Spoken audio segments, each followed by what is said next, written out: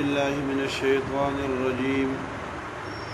بسم الله الرحمن الرحيم. يا أيها الذين آمنوا أنفقوا مما رزقناكم من قبل أن يأتي يوم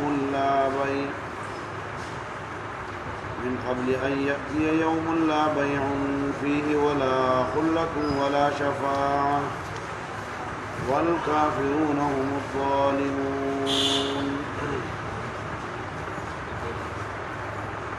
یا ایھا الذین آمنوا، یہ وہ لوگو جنہیں اللہ نے ایمان کی عظیم صفت سے شرف بخشا ہے. اس ایمان کا تقاضا یہ ہے کہ خرچ کرو. اللہ نے جہاں جہاں بھی خرچ کرنے کا حکم دیا ہے، مما رزقناکم، اس چیز میں سے جو ہم نے تمہیں اپنے احسان سے دیا ہے. من قبل ان یأتی یوم، پہلے اس وقت سے کہ آ جائے ایک دن، لا بیع فیہ، جس میں کوئی خرید و فروخت نہیں ہوگی، ولا خلۃ، اور نہ ہی کوئی دوستی نافع ہوگی، ولا شفاعۃ، اور نہ کوئی سفارش مقبول ہوگی، والکافرون هم الظالمون، اور کافر وہی کامل درجے کے ظالم ہیں. سورۃ بقرہ بنیادی طور پہ 4 حصوں میں تقسیم ہے. پہلا حصہ، اس میں توحید کا مسئلہ بیان ہوا ہے. دوسرے حصے میں رسالت کا مسئلہ بیان ہوا ہے. تیسرے حصے میں مسئلہ جہاد بیان ہوا ہے. تیسرے حصے کے اندر 4 باب تھے، یعنی پہلا حصہ سورہ بقرہ کا توحید و سنت پر، اور دوسرا حصہ مسئلہ جہاد پر متفرع تھا، اور اس میں مسئلہ جہاد کا ذکر تھا. مسئلہ جہاد میں 4 فصلیں ذکر ہوئی ہیں. فصل اول میں انسان کی ذاتی تربیت اور اس کے ملکی تربیت کا ذکر ہے. افراد سازی کے لیے 10 امور کا ذکر ہوا تھا. 5 کا تعلق عقائد سے تھا اور 5 کا تعلق اعمال سے تھا. اور سیاست مدینہ کے امن قائم ہو جائے، اس کے لیے 4 مسائل ذکر ہوئے تھے. یہ پہلی فصل تھی. دوسری فصل میں مسئلہ حج ذکر ہوا تھا کہ جہاد اس لیے کرو کہ حرمین شریفین کے آگے سے رکاوٹیں ہٹا دو. تیسری فصل جو تھی، اس میں 18 احکامات، انسانی معاشرتی احکامات تھے. تو معاشرتی نظام، گھریلو نظام درست کر لو تاکہ جہاد کے لیے فارغ ہو جاؤ. اور چوتھے فصل میں جہاد سے انکار کی 2 وجوہات کا رد کیا گیا کہ جہاد اس لیے نہیں کرتے ہو کہ مر جائیں گے تو موت تو ویسی بھی آ جائے گی، جیسے حزقیل علیہ السلام کے زمانے میں لوگوں پر ویسی ہی چلتے چلتے موت آ گئی اور ہزاروں مر گئے. اس لیے جہاد چھوڑ دیتے ہو کہ ہم کم ہیں تو کم من فئۃ قلیلۃ غلبت فئۃ کثیرۃ باذن اللہ. کامیابی اور ناکامی کا مدار قلت اور کثرت پر نہیں ہے بلکہ اللہ پر اعتماد پر ہے. یہ 4 فصلیں تیسرے حصے میں بیان ہوئی.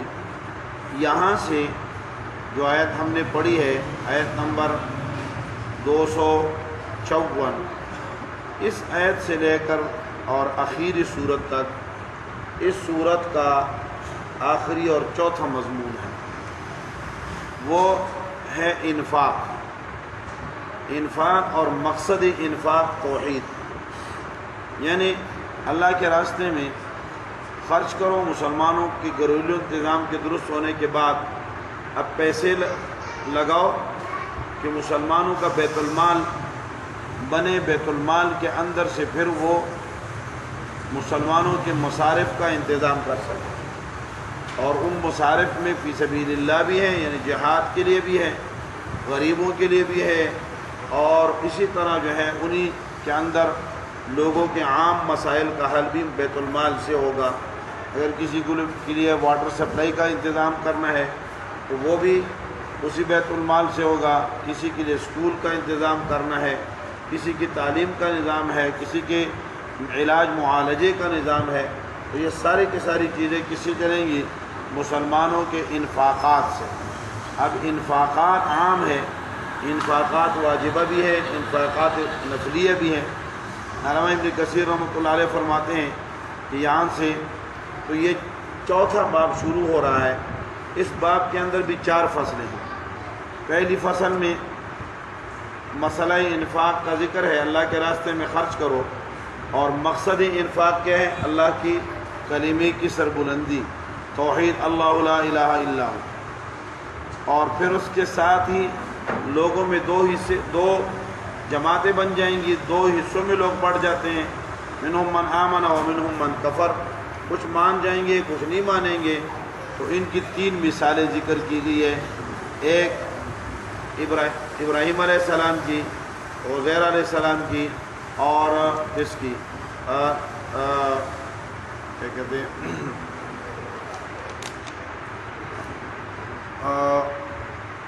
نمرود کی، ٹھیک ہے، نمرود کی مثال۔ یہ 3 مثالیں اللہ رب العالمین نے 2 جماعتوں کی ذکر کی، پہلے فصل ہے۔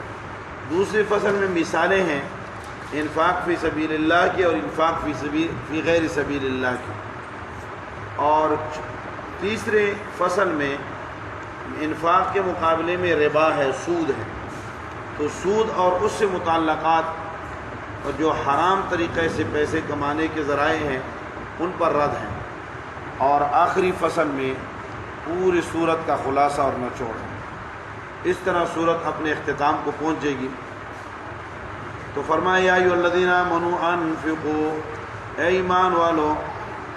ماقبل سے ربط یہ ہے کہ پیچھے 2 جماعتوں کا ذکر، اختلاف کے بعد لوگوں کے 2 حصوں میں بڑھ جانے کا ذکر تھا، فمنھم من آمن ومنھم من کفر۔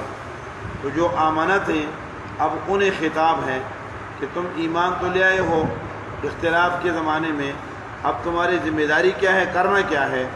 تو کرنے کے لیے فرمایا یا ایھا الذین آمنوا، ایمان والو، انفقوا مما رزقناکم، خرچ کرو، اور خرچ کرو۔ علامہ ابن کثیر نے لکھا ہے کہ نفلی اور واجب دونوں قسم کی صدقات کو یہ شامل ہے۔ انفقوا مما رزقناکم، لیکن یہ احسان ہے کہ میں نے دیا ہے اور میں کہتا ہوں خرچ کرو۔